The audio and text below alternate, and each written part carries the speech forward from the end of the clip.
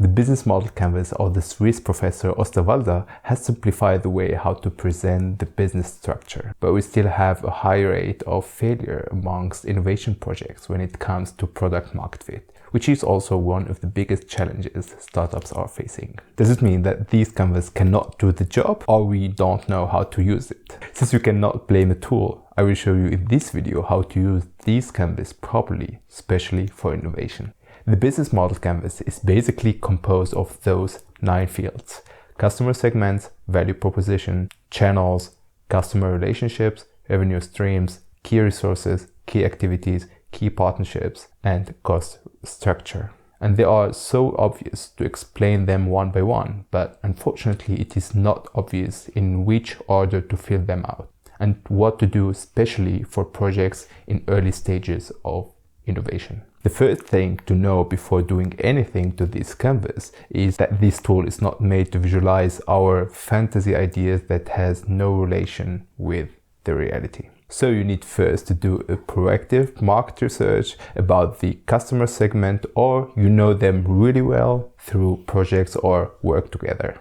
Based on those real data, you then know very well who you're gonna serve. So let's fill out the customer segment. Later on, based on offline or online interactions with them, you should have noticed a common pain they wish to get solved. With more information about their existing situation and circumstances, you can then jump to your solution suggestion and formulate your value proposition. After that, try to figure out as fast as possible, before touching any other field, at which price range the customers are willing to buy your value proposition, and write it down in the revenues structure. Don't underestimate this part, because you can make a stunning solution that fits all the requirements of the customer, but the price doesn't. And with that, we can break the product, or let's say the invention market fit. I have good news for you. As an innovator, you are almost done, because your first job is to find the buying customer. As Peter Drucker said, the purpose of a business is to create a customer.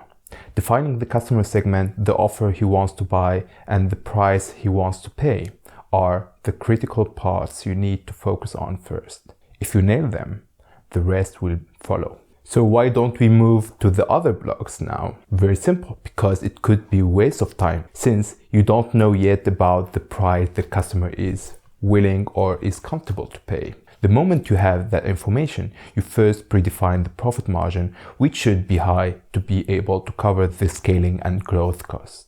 Then you distribute the remaining budget on channels, customer relationships, key activities, key resources, and partners, depending on your strategy and priorities. This implies, as a result, the cost structure. You see that for innovation, you can simplify your business model canvas to 3 blocks: customer segment, value proposition, and price, that dictates the other, to have more agility to iterate until you find the buying customer.